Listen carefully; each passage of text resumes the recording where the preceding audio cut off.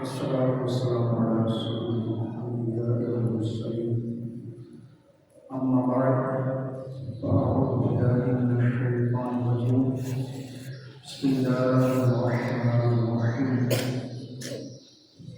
الصلاة والسلام عليك يا رسول الله الصلاة والسلام عليك يا سيدي يا رسول الله وعلى آلك وأصحابك يا حبيب الله وعلى آلك وأصحابك يا حبيب الله. الصلاة والسلام عليك يا نبي الله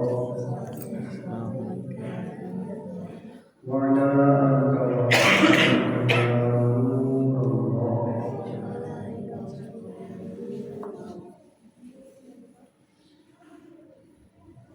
الصحبة التي قصيدة ذات شرفه مولاي صل وسلم دائما أبدا على حبيبك خير الخلق كلهم مولاي صل وسلم دائما أبدا على حبيبك خير الخلق كلهم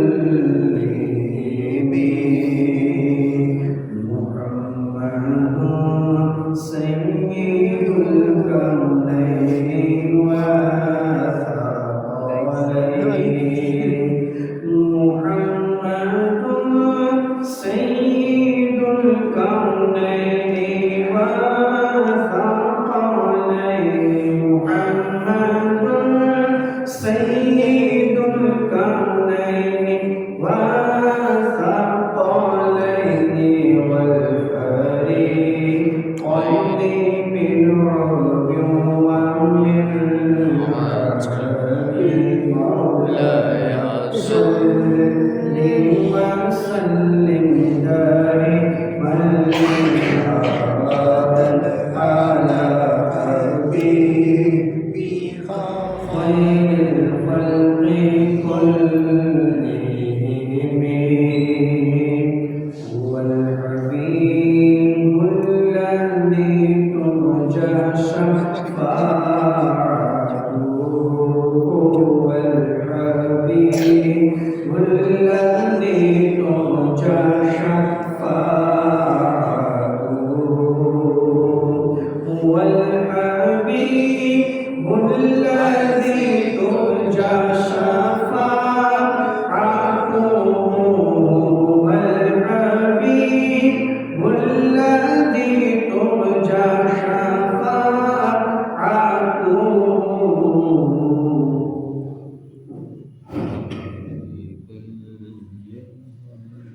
هو الحبيب الذي ترجى شفاعته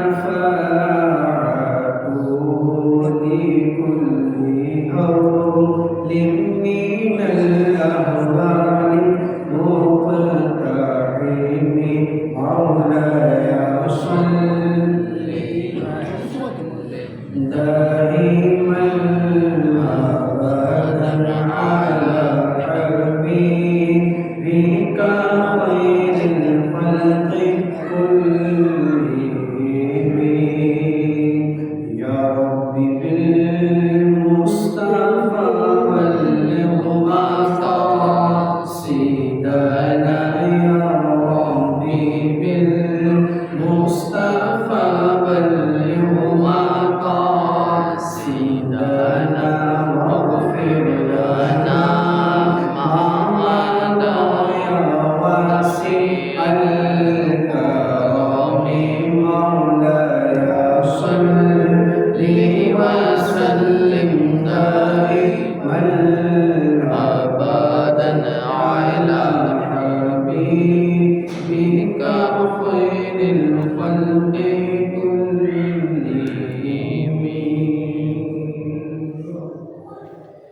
लेकिन परम सम सल्लल्लाहु अलैहि वसल्लम का फरमाने जो बंदा मुझ पर दिन भर में 1000 बार मुर्दे पाक करेगा उस वक्त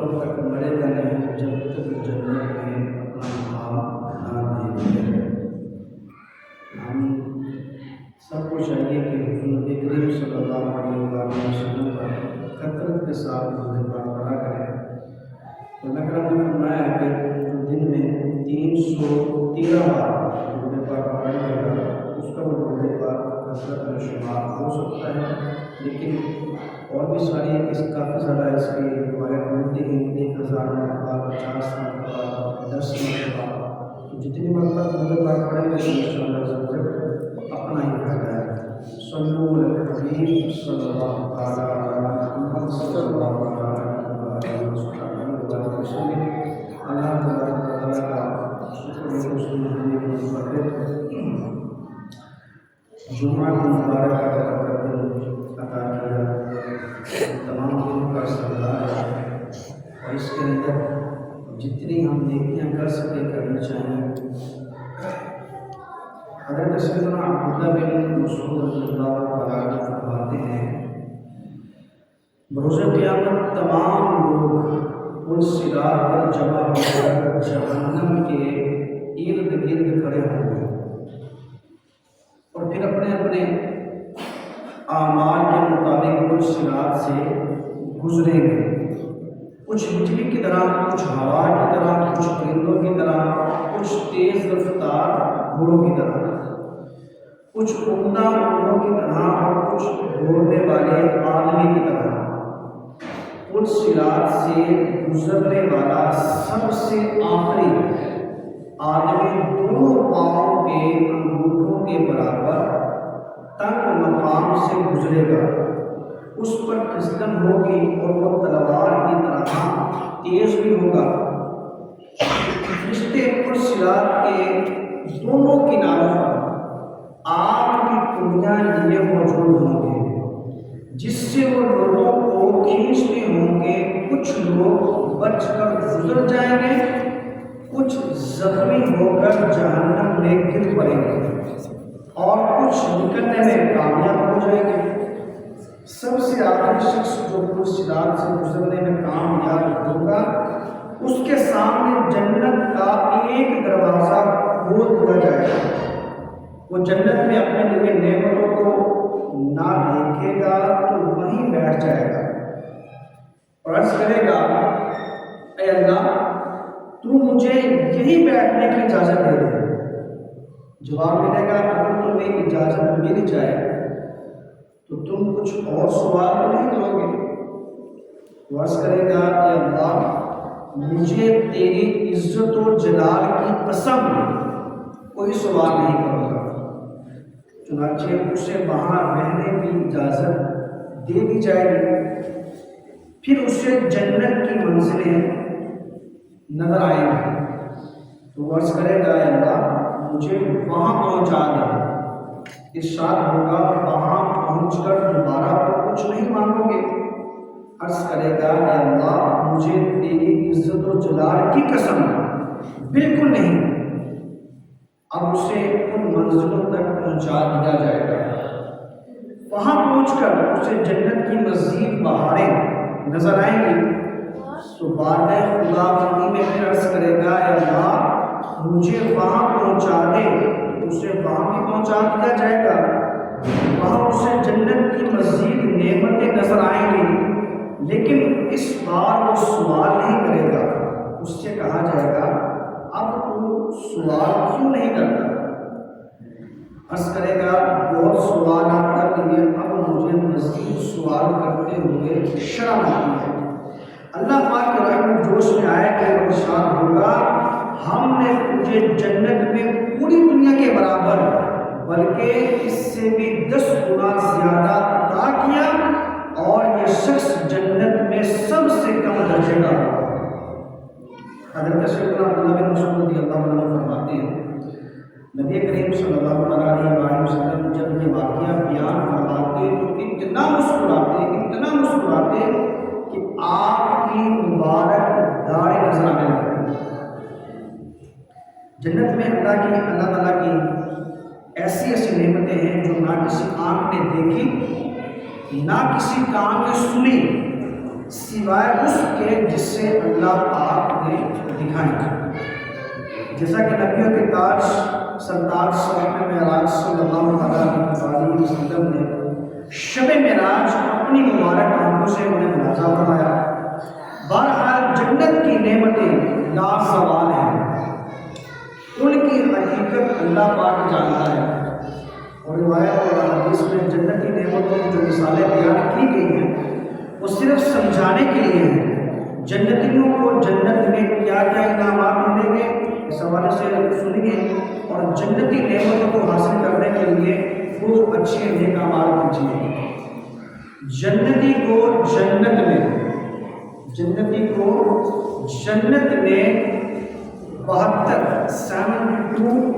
بیویاں دی جائیں گی۔ بعض اوقات ظاہر یا ضرورت سے زیادہ پڑھے لکھے دیر و شیار قسم کے لوگ مذہبی لوگوں کو پریشان کرنے کے لیے اس طرح کا سوال کرتے ہیں۔ کیا سوال کرتے ہیں کہ جنت میں مردوں کو 72 بیویاں ملیں گی، یہ بتاؤ وہاں عورتوں کو کتنے مرد ملیں گے؟ اس حوالے سے عرض یہ کہ یہ سوال بہت بڑی جہالت ہے۔ جہالت کیوں ہے؟ کیونکہ یہ ذہنی گندگی کا نتیجہ ہے۔ مسلم ہو یا غیر مسلم، دنیا بھر میں شاید ہی کوئی ایسی قوم ہو اس بات کو گوارا کرے کہ ایک عورت کے چند شوہر ہو۔ جب دنیا میں کوئی یہ پسند نہیں کرتا کہ ایک عورت کے 2 شوہر ہو، تو پھر جنت میں کیسے ہو سکتا ہے؟ ایک عورت کے لیے ایک ہی مرد ہو۔ جنتی عورت اگر دنیا کی طرف جھانکے، دنیا کی طرف دیکھے، تو ساری دنیا نور سے بھر جائے۔ جنتی عورت اگر دنیا کی طرف جھانکے، صرف دنیا کی طرف دیکھے، تو ساری دنیا نور سے بھر جائے اور خوشبو سے معطر ہو جائے، اور چاند اور سورج کی روشنی بھی جاتی رہے۔ جنتی عورت کا دوپٹہ دنیا اور جو کچھ دنیا اور اس میں ہے اس سے بہتر ہے۔ ایک روایت میں اس طرح ہے کہ اگر جنت کی حور اپنی ہتھیلی زمین اور آسمان کے درمیان نکالے، اگر جنت کی حور اپنی ہتھیلی زمین اور آسمان کے درمیان نکالے تو اس کے حسن کی وجہ سے خلائق فتنے میں پڑ جائے، اور اگر وہ اپنا دوپٹہ ظاہر کرے تو اس کی خوبصورتی کے آگے سورج ایسا ہو جائے جیسے سورج کے سامنے چلا۔ مزے سنیے، اگر جنت کی کوئی چیز ناخن کے برابر بھی دنیا میں ظاہر ہو جائے، ہمارا ناخن ہے، اگر اس کی مقدار جنت میں سے کوئی چیز دنیا میں ظاہر ہو جائے تو زمین اور آسمان اس سے آراستہ ہو جائے، اور اگر جنتی کنگن ظاہر ہو جائے تو وہ سورج کی روشنی اس طرح مٹا دے جس طرح سورج ستاروں کی روشنی مٹا دیتا ہے۔ اب جنت کتنی وسیع ہے، کتنی بڑی ہے، اس کو اللہ پاک اور اس کے پیارے رسول صلی اللہ علیہ وآلہ وسلم کی بہتر جانتے ہیں۔ البتہ اجمالی بیان یہ ہے کہ جنت میں 100 درجے ہیں، جنت میں 100 درجے ہیں، اور ہر 2 درجوں میں اتنا فاصلہ ہے جتنا زمین اور آسمان کے درمیان ہے۔ جتنا اس زمین اور آسمان کے درمیان فاصلہ ہے، تو جنت میں جو 100 درجے ہیں، ہر درجے میں فاصلہ اتنا ہی ہے۔ ترمذی شریف کی ایک روایت ہے، اگر تمام عالم جنت کے ایک درجے میں جمع ہو تو یہ سب کے لیے وسیع ہے۔ جنت میں ایک درخت ایسا ہے جس کے سائے میں 100 سال تک ایک تیز رفتار گھوڑے سوار چلتا رہے تب بھی اس درخت کا سایہ ختم نہیں ہو سکتا۔ جنت کے دروازے اتنے وسیع ہیں، اتنے بڑے ہوں گے، اتنے وسیع ہوں گے کہ ایک سرے سے گھڑ سوار دوڑنا شروع کرے اور 70 سال تک دوڑتا رہے تب وہ دوسرے سرے پر پہنچے گا۔ جنتی دروازے لاکھوں میل چوڑے ہوں گے، لیکن اس کے باوجود جنت میں جانے والوں کا اتنا رش ہوگا کہ کندھے سے کندھا چھن رہا ہوگا۔ جنت میں ہیرے اور جواہرات کے محلات ہیں۔ جنت میں ہیرے اور جواہرات کے محلات ہیں جو اتنے صاف اور شفاف ہیں کہ باہر سے اندر اور اندر سے باہر کا نظر آئے۔ جنت کی دیواریں سونے اور چاندی کی اینٹوں اور مشک کے گارے سے بنی ہوئی ہیں۔ ایک اینٹ سونے کی، ایک چاندی کی، زمین زعفران کی کنکریوں کی جگہ موتی اور یاقوت ہے۔ جنت عدن ایک اینٹ سفید موتی کی ہے، ایک یاقوت سرخ کی، ایک زبرجد سبز کی اور گارا مشک کا ہے، اور گھاس کی جگہ زعفران ہے۔ کنکریاں موتی کی اور مٹی عنبر کی ہے۔ سبحان اللہ۔ جنت میں ایک ایک موتی کا خیمہ ہوگا جس کی بلندی 60 میل ہوگی۔ جنت میں 4 دریا ہیں۔ جنت میں 4 دریا ہیں، ایک پانی کا، دوسرا دودھ کا، تیسرا شہد کا اور چوتھا شراب کا۔ پھر ان سے نہریں نکلتی ہیں۔ وہاں کی نہریں زمین کھود کر نہیں بہتی بلکہ زمین کے اوپر رواں ہیں۔ نہروں کا ایک کنارہ موتی کا اور دوسرا یاقوت کا، اور نہروں کی زمین خالص مشک کی ہے۔ وہاں کی شراب جس طرح دنیا کی شراب ہے، ایسی شراب نہیں ہے جس میں بدبو، کڑواہٹ اور نشہ ہوتا ہے اور پینے والے بے عقل ہو کر آپے سے باہر ہو جاتے ہیں اور بے روزہ بنتے ہیں، بلکہ وہ شراب ان سب باتوں سے پاک اور منزہ ہے۔ جنتیوں کو جنت میں ہر قسم کے لذیذ سے لذیذ کھانے ملیں گے، اور جس کھانے کی خواہش ہوگی وہ فوراً حاصل ہو جائے گا، خود نہیں لانا پڑے گا۔ جنتی جنت میں جس چیز کی خواہش کرے گا کہ مجھے یہ چیز چاہیے، وہ کھانا خود بخود ہی حاصل ہو جائے گا۔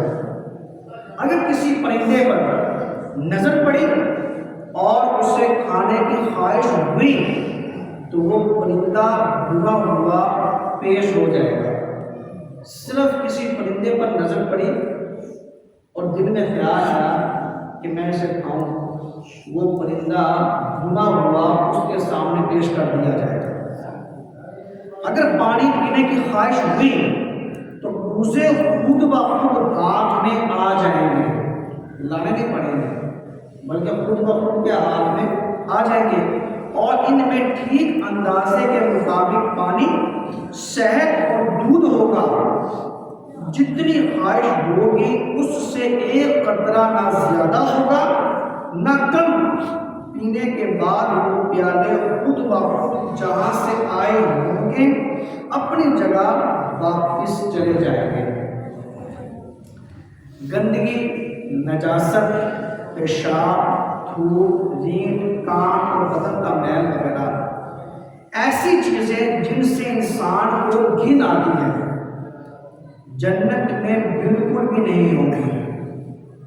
شاید تو سوچے کہ کھانا کیسے ہضم ہوگا، اس کی صورت اللہ پاک نے جنت میں یہ رکھی ہے کہ ایک فرحت بخش ڈکار آئے گا اور بدن سے خوشبودار پسینہ نکلے گا جس سے سب کھانا ہضم ہو جائے گا۔ ڈکار اور پسینے سے مشک کی خوشبو نکلے گی۔ ہر وقت زبان سے تسبیح و تکبیر بقصد و بلا قصد مثل سانس کے یعنی سانس کی طرح جاری ہوگی۔ جس طرح ہم دنیا میں کوئی چیز پڑھتے پڑھتے تھک کر چپ ہو جاتے ہیں، جنت میں ایسا نہیں ہوگا، بلکہ وہاں بلا تکلف تسبیح اور تحمید زبان پر جاری رہے گی۔ ہر جنتی شخص کے سرہانے کم از کم 10,000 خادم کھڑے ہوں گے. جو بندہ جنت میں جائے گا نا، اب اس کے ساتھ خادم کتنے ہوں گے؟ ہر جنتی شخص کے سرہانے کم از کم 10,000 خادم کھڑے ہوں گے. ہر خادم کے ایک ہاتھ میں سونے اور دوسرے ہاتھ میں چاندی کا پیالہ ہوگا، اور ہر پیالے میں رنگا رنگ کی نئی نئی نعمتیں ہوں گی. اور جتنا بھی کھاتا جائے گا لذت میں کمی واقع نہ ہوگی. دنیاوی کھانوں کی طرح نہیں کہ پہلے نوالے میں لذت زیادہ ہوتی ہے، پھر جو پیٹ بھرنا شروع ہوتا ہے مزہ کم ہوتا چلا جاتا ہے. ایسا نہیں ہوگا. نیز اگر کوئی چیز چند روز تک کھائی جائے تو وہ اچھی بھی نہیں لگتی، بلکہ بعض چیزوں کو دیکھ کر ہی دل بھر جاتا ہے. جیسا کہ مٹھائی کی دکان کے سامنے سے اگر کوئی عام آدمی گزرے تو شاید اس کے منہ میں پانی آ جائے، لیکن اس دکان پر کام کرنے والوں کو مٹھائی سے اتنی رغبت نہیں ہوتی، کیونکہ اسے دیکھ دیکھ کر ان کا دل بھر چکا ہوتا ہے. جنتی کھانے کے ہر نوالے میں 70 قسم کے ذائقے ہوں، ایک قسم کا نہیں 70 قسم کے ذائقے ہوں، جبکہ دنیاوی کھانوں میں اتنے ذائقے نہیں ہوتے. البتہ چند کھانوں کو آپس میں ملانے سے ان کے ذائقے ضرور بدل جاتے ہیں. مثلا اگر بریانی ہے اور میٹھے چاول ہے، ایک کو ملا کر ایک کر دیا جائے تو تیسرا ذائقہ محسوس ہوگا جو نہ بریانی کا ہوگا اور نہ ہی زردے کا. نیز دنیاوی کھانے ایک دوسرے کا ذائقہ چھپا لیتے ہیں اور ایک وقت میں مختلف ذائقے جدا جدا محسوس بھی نہیں ہوتے، جبکہ جنتی کھانوں کے ہر نوالے میں 70 ذائقے جدا جدا محسوس ہوں گے اور ایک ذائقہ دوسرے کو نہیں چھپائے گا. جنتیوں کے لباس پرانے نہیں ہوں گے اور نہ جنتیوں کی جوانی ختم ہوگی. آپ تمام احباب نے جنت کے متعلق کچھ ہم نے جو معلومات سنی ہے، تو الحمدللہ ہم سارے جنت میں جانے کی خواہش تو رکھتے ہیں. ایسا ہے نا؟ اللہ تعالیٰ ہمیں جنت نصیب کرے. اگر جنت میں جانا چاہتے ہیں اس کے لیے پھر ہمیں کچھ نیک اعمال کرنے ہیں. نیک اعمال کے بغیر اگر جنت مل جائے ایسا نہیں. ہم نمازیں پڑھیں، روزے رکھیں، زکوٰۃ کا جو ٹائم ہے اس ٹائم پہ زکوٰۃ ادا کریں، رب تعالیٰ کی بارگاہ میں جھکیں گے تو جنت ملے گی.